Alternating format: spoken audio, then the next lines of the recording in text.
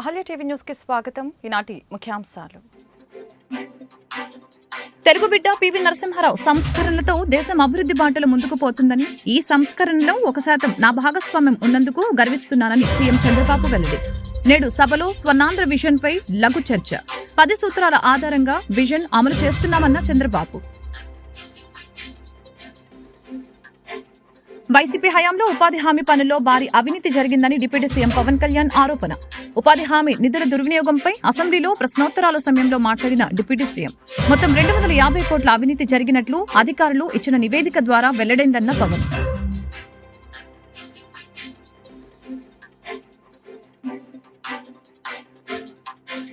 Fee reimbursement బకాయిలు ఖచ్చితంగా చెల్లిస్తామని మంత్రి నారా లోకేష్ స్పష్టీకరణ.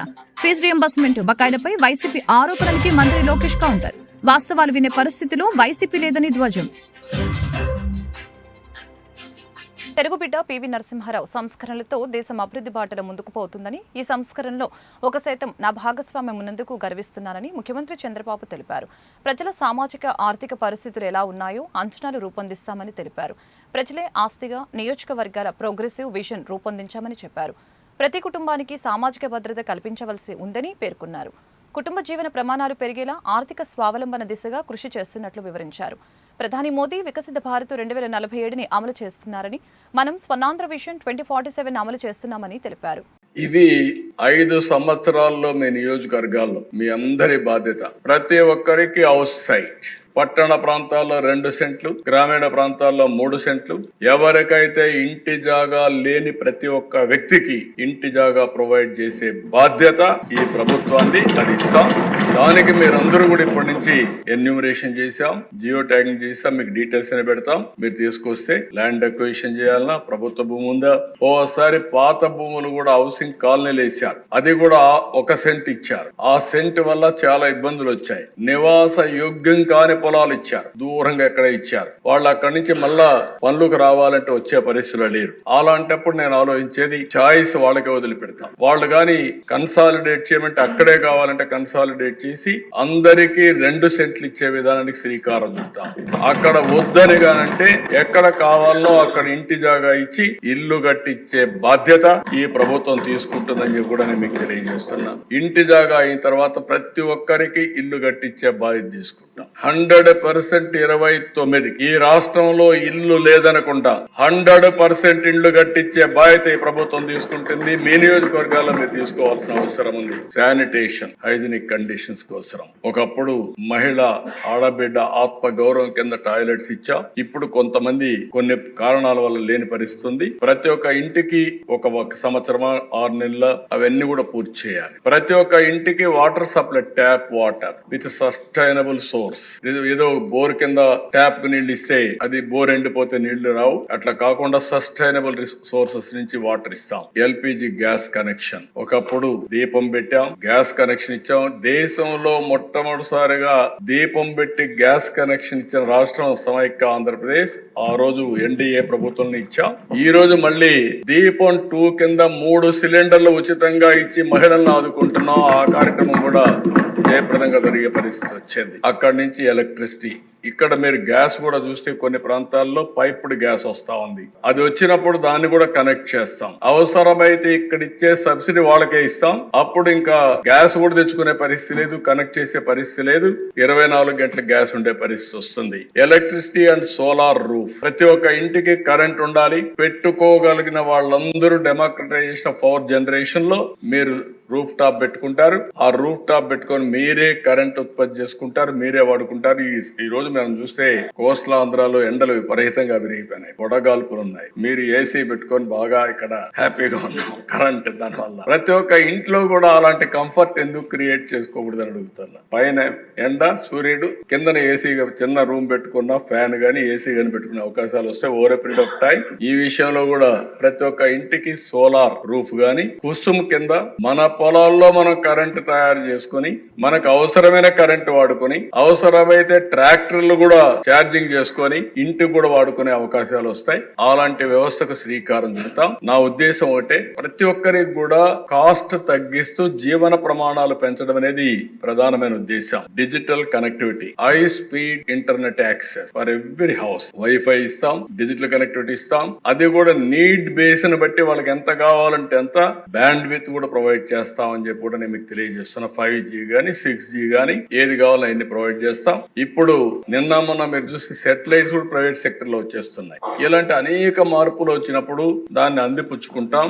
అల్టిమేట్ గా మనందరం హెల్తీ, వెల్తీ, హ్యాపీ ఫ్యామిలీ. నేను మళ్ళీ చెప్తున్నా, ఈ ప్రభుత్వం చాలా స్పష్టంగా ఉన్నాం. ఒక ఆరోగ్యకరమైనటువంటి డబ్బులు కూడా సంపాదించుకుని ఆనందంగా ఫ్యామిలీ జీవితం గడపాలంటే అలాంటి క్వాలిటీ ఆఫ్ లైఫ్ ఇక్కడ రావాల్సిన అవసరం ఉంది. దానికి దోహదం చేస్తాం. ఏపీ ఉపాధి హామీ పథకంలో గత వైసీపీ ప్రభుత్వ హయాంలో భారీగా అవినీతి జరిగిందని డిప్యూటీ సీఎం పవన్ కళ్యాణ్ అసెంబ్లీలో ఆరోపించారు. ఉపాధి హామీ నిధుల దుర్వినియోగంపై అసెంబ్లీలో జరిగిన ప్రశ్నోత్తరాల సమయంలో ఆయన మాట్లాడారు. మొత్తం 250 కోట్లు అవినీతి జరిగినట్లు అధికారులు చెప్పిన నివేదిక ద్వారా వెల్లడైందని పవన్ పేర్కొన్నారు. ప్రభుత్వం ఇప్పటివరకు 564 మండలాల్లో ఉపాధి హామీ పనులపై సోషల్ ఆడిట్ నిర్వహించిందని తెలియజేశారు. ఈ పరిశీలనలో అనేక అవకతవకలు బయటపడ్డాయని, ఉపాధి హామీ కింద ఖర్చు చేసిన నిధులపై అనుమానాస్పద లావాదేవీలు జరిగినట్లు గుర్తించామని చెప్పారు. రాష్ట్ర వ్యాప్తంగా పథకం ద్వారా వచ్చిన నిధులు లబ్ధిదారులకి చేరకుండా కొందరు మధ్యవర్తుల చేతుల్లోకి వెళ్లాయని డిప్యూటీ సీఎం ఆరోపించారు.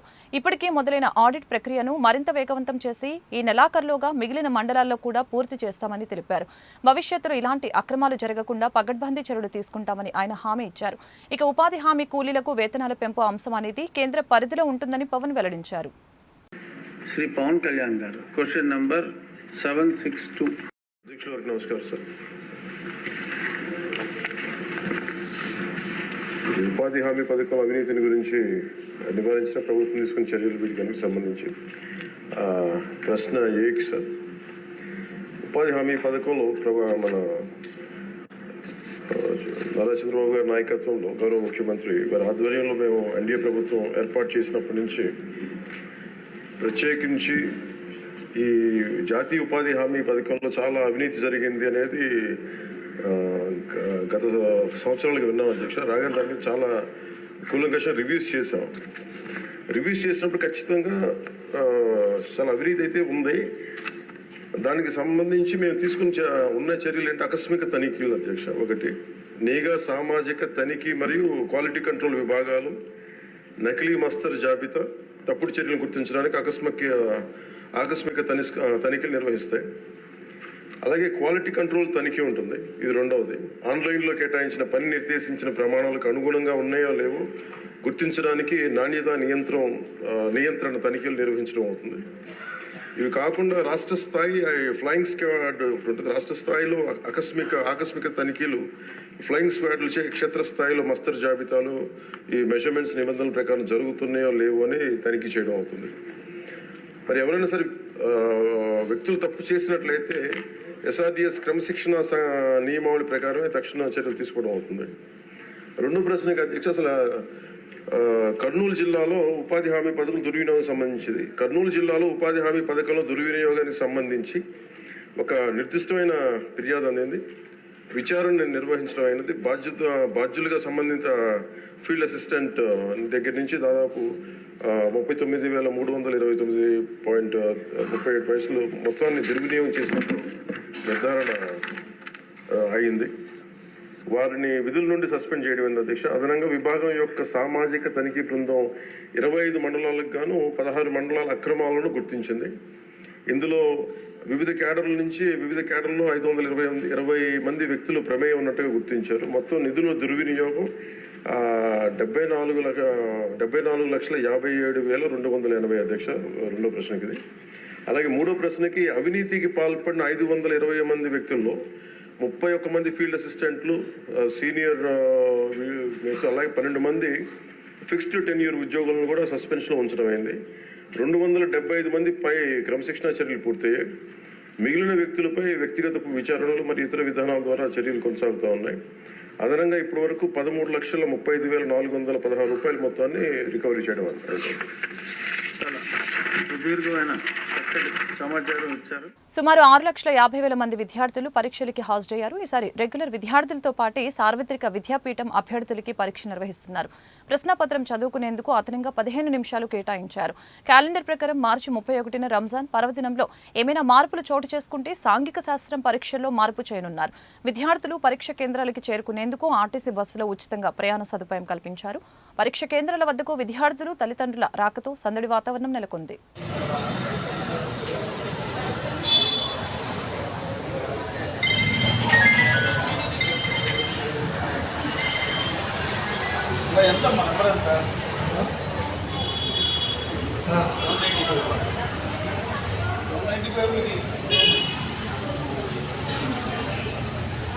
గత ప్రభుత్వ హయాంలో ఉద్యోగులకి తీరని నష్టం జరిగిందని, చరిత్రలో ఎన్నడూ లేని విధంగా 25,000 కోట్ల రూపాయల బకాయిల్ని మిగిల్చి వెళ్లిందని ఏపీ జేఏసీ రాష్ట్ర నాయకులు మండిపడ్డారు. ఏపీ జీఎల్ఐ సంబంధించి ఉద్యోగుల డబ్బుల్ని కూడా ప్రభుత్వం వాడుకుని ఉద్యోగులకి చెల్లించకపోవడంతో ఉద్యోగులు తీవ్రమైన ఇబ్బందులు ఎదుర్కొన్నారని తెలిపారు. కూటమి ప్రభుత్వం ఏర్పడినాక 1వ తారీఖున జీతాలు, పెన్షన్లు అందించడం జరుగుతుందని, కూటమి ప్రభుత్వం సమస్యలపై కార్యాచరణ సిద్ధం చేయాలని కోరారు. AP JAC secretary general. రాష్ట్రంలో కొత్త ప్రభుత్వం అధికారంలోకి వచ్చిన తర్వాత ఉద్యోగులకు సంబంధించినటువంటి అంశాలు దాదాపు పక్కన పెట్టడం జరిగిందని చెప్పాలి. అయితే ఈ ప్రభుత్వం ఏర్పడే నాటికి రాష్ట్రంలో ఆర్థిక పరిస్థితులు కూడా అంతంత మాత్రంగానే ఉన్నాయి. ఆ రీత్యా ప్రభుత్వానికి కొంత టైం ఇవ్వాలని చెప్పి ఇప్పటి వరకు మేము ఏ డిమాండ్లు చేయలేదు. ఈ ప్రభుత్వం హయాంలో ప్రతి నెల మొదటి వారంలో ఉద్యోగులకి, ఉపాధ్యాయులకి జీతాలు అందుతున్నాయి. అంతవరకు సంతోషం. కానీ గత ప్రభుత్వ హయాంలో ఉద్యోగులకి, ఉపాధ్యాయులకి జరిగిన నష్టాన్ని పూడ్చేటువంటి చర్యలు చేపడతామని చెప్పి ఎన్నికలకు ముందు అనేక రకాల వాగ్దానాలు ఇచ్చారు. మీకు 11వ పిఆర్సీలో బాగా నష్టం జరిగింది కాబట్టి రాబోయే పిఆర్సీ మంచిగా ఇస్తామని చెప్పారు. మాకు ఇవ్వాల్సినటువంటి బకాయిలన్నీ కూడా ఇన్ టైం చెల్లిస్తామని చెప్పారు. అలాగే పెన్షన్ స్కీమ్ని గత ప్రభుత్వం తీసుకొచ్చిన దాన్ని పక్కన పెట్టి మొత్తం అందరికీ ఆమోదయోగ్యమైనటువంటి పాత పెన్షన్ విధానం అమలు చేస్తామని కూడా చెప్పారు. ఇట్లాంటి హామీలు అనేకం ఇచ్చారు. కానీ వాటికి సంబంధించి ఒక్కడికి కూడా ముందుకు పడలేదు అనేటువంటి మా ఆవేదన. సరే, ఒక పక్కన కేంద్ర ప్రభుత్వం వాళ్ళ ఉద్యోగులకి 8వ సిపిసి రేపు జనవరి 26 నుంచి అమలు చేయబోతా ఉంది. వాళ్ళ వేతనాలు దాదాపు 3 రెట్లు పెరుగుతూ ఉన్నాయి. ఆ రకంగా చూసినప్పుడు 1/7/2023 నుంచి మాకు 12వ పిఆర్సీ అమలు కావాల్సింది. గత ప్రభుత్వం మన్మోహన్ సింగ్ గారిని పిఆర్సీ కమిషనర్గా అపాయింట్ చేసింది. కానీ ఆయనకి ఏ రకమైనటువంటి సౌకర్యాలు కలగజేయలేదు. కొత్త ప్రభుత్వం ఏర్పడిన వెంటనే ఆయన తన పదవికి రాజీనామా చేశారు. ఆ రోజు నుంచి ఈ రోజు వరకు, అంటే ఈ 9 నెలల కాలంలో ఆ 12వ పిఆర్సీ కమిషనర్ని ఎంతవరకు నియమించలేదు. అందుకని మేము ప్రభుత్వాన్ని కోరేది ఏంటంటే, ఇప్పటికే 18 నెలలు ఆలస్యమైంది ఆ పిఆర్సీకి సంబంధించిన గడువు. ఇప్పుడు పిఆర్సీ కమిషన్ కనుక నియమిస్తే మళ్ళా ఆ రిపోర్ట్లు అవి వచ్చి మాకు పిఆర్సీ అమలు చేయడానికి మరింత ఆలస్యం అవుతుంది. కాబట్టి ఆలస్యం చేయకుండా 12వ పిఆర్సీ కమిషనర్ని వెంటనే నియమించాలని చెప్పి డిమాండ్ చేస్తా ఉన్నాం. అదే సందర్భంలో 1/7/2023 నాటికి ధరలు ఏవైతే ఉన్నాయో ఆ ధరల కారణంగా మాకు 29% ఐఆర్ ఇవ్వాల్సి ఉంటుందని ఆ రోజునే ఆ ప్రభుత్వాన్ని కోరాం. ఇప్పటికీ మా డిమాండ్ అదే. మీరు పిఆర్సీ అమలు చేసేందుకు ఆలస్యం అవుతుంది కాబట్టి తక్షణమే 29% ఐఆర్ కూడా ప్రకటించి మాకు ఉద్యోగ వర్గాలకు అందరికీ కూడా మేలు చేయాలని చెప్పి గుంటూరు రూరల్ ప్రాంతంలోని విద్యార్థులు వారి హాల్ టికెట్తో ఉచితంగా ప్రయాణం చేసి పరీక్ష హాల్ వద్దకు చేరుకున్నారు. పరీక్ష కేంద్రాల వద్ద పూర్తి బందోబస్తు పోలీసులు ఏర్పాటు చేశారు. ఎటువంటి ఎలక్ట్రానిక్ పరికరాలు తీసుకుని రావడానికి వీల్లేదని ఇప్పటికే తెలియపరిచిన అధికారులు.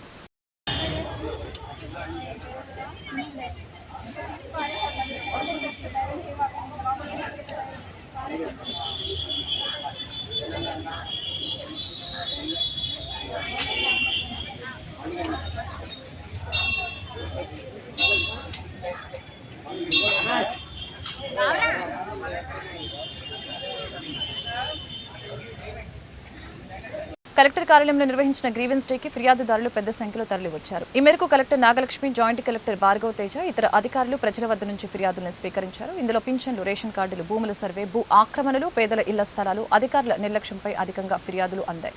ప్రజల వద్ద నుంచి ఫిర్యాదులను స్వీకరించిన అధికారులు తక్షణమే పరిష్కారం చేయాలని సంబంధిత శాఖలకు ఆదేశాలు జారీ చేశారు. గ్రీవెన్స్ లో ఫిర్యాదుల్ని అందజేసిన బాధితులు వారి సమస్యల్ని మీడియాకు తెలిపారు. సార్ మాది పెదకాకర మండలం ఎన్నికల గ్రామం. మాది మేము దంగాలం, ఉడికి దంగాలం. 50 సంవత్సరాలు బట్టి ఏరే వాళ్ళ సూట్లలో ఉంటున్నాం సార్. అయితే మేము చాలా సంవత్సరాలు మట్టి ఉన్నాం. వాళ్ళు పాపం ఎప్పటికీ లెమ్మని అడగలే. మరి మాకు జగన్ అన్నప్పుడు గెలిచినప్పుడు పాట ఇల్లు చూపిస్తామని అడిగి ఎత్తుకెళ్ళారు. వాళ్ళు ఏమన్నారు, అయిపోయిన తర్వాత మమ్మల్ని వాళ్ళందరూ చూసి మీరు ఖాళీ చేయమని అంటే ఒక 15 ఇల్లు దాకా ఖాళీ చేశారు. వాళ్ళు ఒక్కొక్కరు వస్తారు, ఇక అందరూ ఇల్లు ఖాళీ చేయమని. మరి మేము ఎక్కడికి వెళ్ళాలి? మాకు ఎక్కడ స్థలం లేదు. మా పిల్లలందరూ చదువుకుంటారు, హైస్కూల్ వెనకాలే మా ఇల్లు కాదు. మేము ఎటు పోలేక మాకు స్థలాలు లేవు. వర్షాలు వచ్చి ఇల్లు మునిగిపోయి పావులు కూడా వచ్చినాయి. ఒక ఆమె కాటేసి చచ్చిపోయింది ఒక ఆమె. అట్లా కాడ ఇన్ని సంవత్సరాల మట్టి నీళ్ళు కొనుక్కొని మరి వాడుకోవడానికి నీళ్ళు లేకపోయినా ఎన్నో బాధపడుకుంటూనే ఉన్నాం. మా ఊరు నమ్ముకొని మాకు ఇంతవరకు స్థలాలు లేవు. మాకు స్థలాలు కావాలని మరి ఇక్కడికి వచ్చాం. మాకు స్థలాలు కావాలి. 10వ తరగతి పబ్లిక్ పరీక్షలు ప్రశాంతంగా ప్రారంభమయ్యాయి. గుంటూరు, పల్నాడు, బాపట్ల జిల్లాలో కలిపి 381 కేంద్రాల్లో పరీక్షలు జరుగుతున్నాయి. పరీక్షల సమయంలో ఎలాంటి అవాంఛనీయ సంఘటనలు జరగకుండా పాఠశాల విద్యాశాఖ యంత్రాంగం పగడ్బందీగా ఏర్పాట్లు చేసింది. రెగ్యులర్, ప్రైవేటు విద్యార్థులు అందరూ కలిసి 73,696 మంది హాజరయ్యారు. ఇప్పటికే ఆంగ్ల మాధ్యమం ఎన్సీఆర్టీ సిలబస్తో తొలిసారిగా జరుగుతున్న పరీక్షలు కావడంతో ప్రాధాన్యం సంతరించుకుంది. గతంలో పరీక్ష వ్యవధి 3 గంటలు మాత్రమే ఉండేది. ఈసారి 3 గంటల 15 నిమిషాల వరకు పెంచారు. ఇవాళ హిందూ కాలేజ్ హై స్కూల్లో తల్లిదండ్రులు వెళ్ళినప్పుడు అక్కడ ప్రాపర్గా సైనేజ్ లేకపోవడం, డిస్ప్లే బోర్డ్స్ లేకపోవడం వల్ల కొంత అసహనానికి గురై అక్కడ కొంత చోటు చేసుకుంది. దాన్ని కొంత ప్రింట్ మీడియా, ఎలక్ట్రానిక్ మీడియాలో పదే రావడం జరిగింది. కానీ యాక్చువల్గా ఆ పేపర్ విత్డ్రాయల్ కోసమని అక్కడ ఉన్న చీఫ్ సూపరింటెండెంట్స్, డిపార్ట్మెంటల్ ఆఫీసర్, ఒక కేవలం అపాస్కి సంబంధించిన చీఫ్ సూపరింటెండెంట్ తప్ప మిగతా ముగ్గురు బయటికి వెళ్ళడం జరిగింది. 8:30 ఆ ప్రాంతంలో ఈ సంఘటన జరిగింది. అంటే వాళ్ళ పోలీస్ స్టేషన్ నుంచి, స్టోరేజ్ పాయింట్ నుంచి క్వశ్చన్ పేపర్ తీసుకురావడం కోసం అని అక్కడికి వెళ్ళడం జరిగింది. ఈ లోపల పేరెంట్స్ కొంచెం గట్టిగా మాట్లాడుతుంటే ఒక అతను చీఫ్ సూపరింటెండెంట్గా అపాస్ ఎగ్జామ్స్కి వ్యవహరిస్తున్న ఒక గోవిందయ్య గారు అని ఆయన కొంచెం గట్టిగా మాట్లాడడం వల్ల ఇది చోటు చేసుకుంది. కానీ అక్కడ ఎంట్రన్స్ దగ్గర ప్రాపర్గా అపాస్, ఇది మనకి ఇక్కడ 150 మెంబర్స్ రెగ్యులర్ ఎస్ఎస్సి రాస్తున్నారు, 90 మెంబర్స్ అపాస్ కూడా రాస్తున్నారు. బట్ ఇవాళ మొదటి ఎగ్జామ్ రోజు అపాస్కి సంబంధించిన అలాట్మెంట్ కేవలం 2 స్టూడెంట్స్ మాత్రమే. సో అందుకని అతను అక్కడ ఉండిపోవడం జరిగింది. ఈ లోపల పేరెంట్స్ కొంచెం గట్టిగా మాట్లాడుతుంటే అతను వాళ్ళని హ్యాండిల్ చేయడం, స్మూత్గా హ్యాండిల్ చేయకుండా కొంచెం గట్టిగా మాట్లాడడం జరిగింది. కానీ పిల్లలకి ఎటువంటి అసౌకర్యం కలగలేదు. విదిన్ 15 మినిట్సే అందరూ కూడా వాళ్ళ రూమ్స్కి వెళ్ళిపోయారు. తర్వాత కూడా మేము ప్రాపర్గా సైనేజ్, డిస్ప్లే అంతా కూడా పెట్టించి పిల్లలకి అందరికీ ఎటువంటి అసౌకర్యం కలగకుండా చర్యలు తీసుకున్నాం. అతను కొంచెం పేరెంట్స్ దురుసుగా మాట్లాడినాడు, అలా మాట్లాడకుండా ఉండాల్సింది. దానివల్ల అతన్ని కూడా డ్యూటీస్ నుంచి తప్పించేసి అతని మీద కూడా ఎక్స్ప్లెనేషన్ కాన్ఫర్ చేస్తున్నాం. అర్హులైన పేదలందరికీ ఇళ్ల స్థలాలు ఇవ్వాలని డిమాండ్ చేస్తూ గుంటూరులో ఆందోళన జరిగింది. ఈ మేరకు సిపిఐ ఆధ్వర్యంలో నగరపాలక సంస్థ కార్యాలయం వద్ద ధర్నా నిర్వహించి నిరసన వ్యక్తం చేశారు. కార్యక్రమంలో జిల్లా కార్యదర్శి జంగాల అజయ్ కుమార్, సిపిఐ నగర కార్యదర్శి మాల్యాద్రి, పార్టీ నేతలు అంజుబాబు, అరుణ్ తదితరులు పాల్గొన్నారు. ఇప్పటికైనా ప్రభుత్వం స్పందించకపోతే ప్రభుత్వ స్థలాలను ఆక్రమించి పేదలకు పంచుతామని వారు హెచ్చరించారు. నేటి ముఖ్యమంత్రి గతంలో ప్రతిపక్ష నాయకుడిగా ఉన్నప్పుడు తాము అధికారంలోకి వస్తే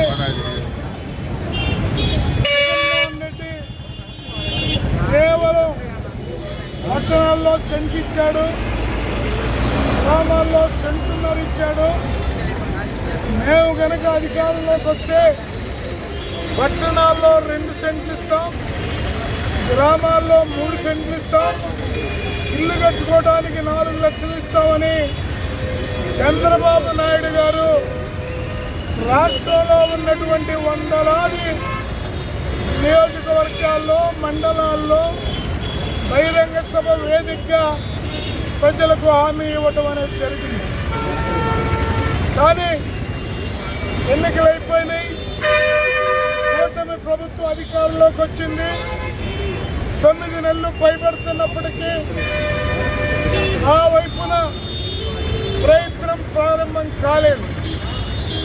సిపిఐగా ఈ 2 నెలల కాలంగా గ్రామ స్థాయిలో వార్డు సచివాలయాలు, పట్టణంలో ఉన్నటువంటి వార్డు సచివాలయాల్లో ఇల్లు లేని నిరుపేదలకి పట్టణాల్లో 2 సెంట్లు, గ్రామాల్లో 3 సెంట్లు ఇవ్వమని అర్జీల్ని ఎంఆర్ఓ ఆఫీసుల్లో అట్లాగే మన సచివాలయాల్లో అన్ని చోట్ల ఇవ్వడం అనేది జరుగుతూ ఉంది. ఈ రోజున గుంటూరు నగరంలో ఉన్నటువంటి నిరుపేదలు చంద్రబాబు గారి యొక్క హామీని నెరవేర్చమని డిమాండ్ చేస్తూ ఈ రోజున ఇక్కడికి రావడం అనేది, కమిషన్ కార్యాలయానికి రావడం అనేది జరిగింది. మేము ఈ సందర్భంగా ఒకటే తెలియజేస్తూ ఉన్నాం, భూ పోరాటాలు చేయటం, భూములను ఆక్రమించడం సిపిఐకి కొత్త కాదు. మీరు కనుక 2-3 నెలల్లో పేదలను గుర్తించి వాళ్ళ కనుక గుంటూరు నగరంలో ఉన్న పేదలకి 2 సెంట్ల స్థలం ఇచ్చి ఇల్లు కట్టుకోవడానికి 5 లక్షల రూపాయలు కనుక ఇవ్వకపోతే నిరుపేదలను తీసుకొని వెళ్ళి వేలాది మందితో వెళ్ళి ప్రభుత్వ భూముల్లో జెండాలు పాతి మేమే ఆక్రమించుకుంటామని ఈ సందర్భంగా హెచ్చరిస్తూ ఉన్నాం. జిల్లా పోలీస్ కార్యాలయంలో నిర్వహించిన గ్రీవెన్స్ డేకి ఫిర్యాదులు వెల్లువెత్తాయి. ఈ మేరకు పోలీసు ఉన్నతాధికారులు బాధితుల వద్ద నుంచి ఫిర్యాదులను స్వీకరించారు. తక్షణమే పరిష్కారం చేయాలని సంబంధిత పోలీస్ స్టేషన్లకు ఆదేశాలు జారీ చేశారు. ఈ సందర్భంగా చిలుకలూరుపేటకు చెందిన దార్ల వంశీ క్రికెట్ ఆడుతూ కాలు మోచిప్పకి దెబ్బ తగిలిందని చెప్పారు. అయితే చికిత్స కోసం ఎన్ఆర్ఐ ఆసుపత్రికి వెళ్లగా వైద్యుల నిర్లక్ష్యం కారణంగా కాలు సెప్టిక్ అయిందని తెలియజేశారు. అదేవిధంగా గుంటూరులోని మరొక ప్రైవేట్ ఆసుపత్రికి తరలించినప్పటికీ కాలు నయం కాలేదని అన్నారు. ప్రైవేట్ ఆసుపత్రిలో నిర్వాకం కారణంగా తమ పిల్లాడి భవిష్యత్తు ఆందోళనకరంగా ఉందని వంశీ కుటుంబ సభ్యులు ఎస్పీకి ఫిర్యాదు చేశారు. నా పేరు విజయలక్ష్మి అండి. మాది సంగడగుంట కొబ్బరికాయల సాంబయ్య కాలనీ వచ్చింది. మా డోక్రా గ్రూప్ లీడరు డబ్బులు కట్టమని ఇస్తే ఆమె కట్టలేదండి. మాకు బ్యాంకు వాళ్ళు వచ్చి చెప్పేదాకా తెలీదు. 10 నెలల డబ్బులు 7,70,000 అండి. వాళ్ళ అత్తా కోడళ్ళు ఇద్దరు కలిసి మా డబ్బులు తీసుకున్నారండి. కట్టమంటే ఇప్పుడు కట్టట్లా, మీ చేతన ఏం చేసుకోండి అంటున్నారు. మేము పోలీస్ కేసు పెట్టాము, వాళ్ళకు కూడా మాట వింటలేదు. వాయిదాలు అడుగుతున్నారు కానీ డబ్బులు కడతల్లా.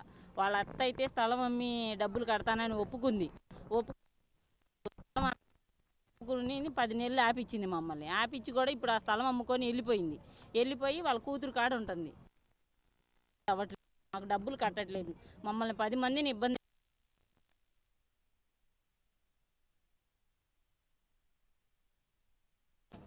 పోలీసులు వాళ్ళు పిలిపించారండి. వాయిదా అడుగుతున్నారు కానీ లాయర్ని తీసుకొని వస్తుంది. అదేమన్నా అంటే వాయిదా అడుగుతున్నారు కానీ డబ్బులు కడతామని చెప్పట్లా. వాయిదాకు ఊరక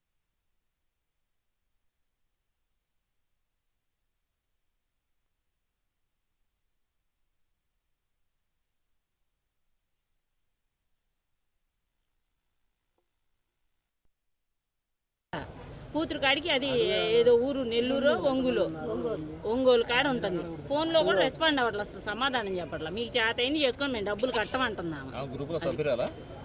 వాళ్ళ కోడలండి. ఆమె ఉంటేనే మేము ఇచ్చాం. ఆ అమ్మాయికి కాదు ఆమె హామీ ఉంటేనే మేము ఇచ్చాము ఆ రోజు డబ్బులు. ఏమో చెప్పింది, వీళ్ళు ఇద్దరు కలిసి స్థలం కొన్నారు మా డబ్బులు పెట్టి. ఆ విషయం బయటపడిందని ఇప్పుడు ఆ స్థలం కూడా అమ్మేశారు. అమ్ముకొని వెళ్ళిపోయారు. పేరేంటండి? ఎవరి పేరు? ఆమె పేరు, ఆ కోడల పేరు అయితే మల్లిక, అత్త పేరు అయితే జాన్బీ.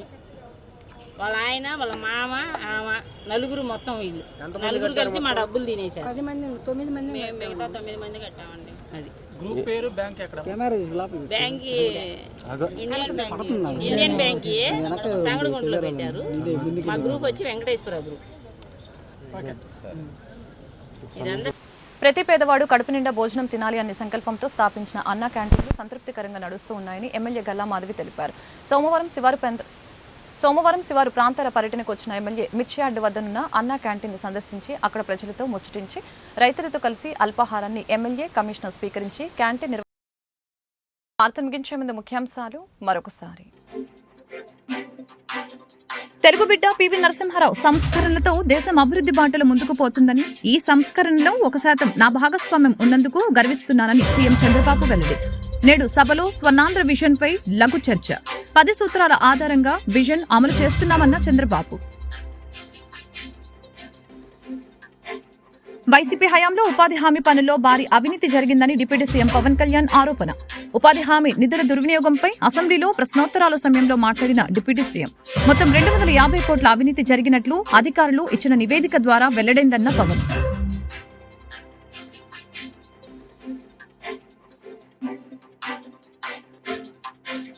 ఫీజు రియంబర్స్మెంట్ బకాయిలు ఖచ్చితంగా చెల్లిస్తామని మంత్రి నారా లోకేష్ స్పష్టీకరణ.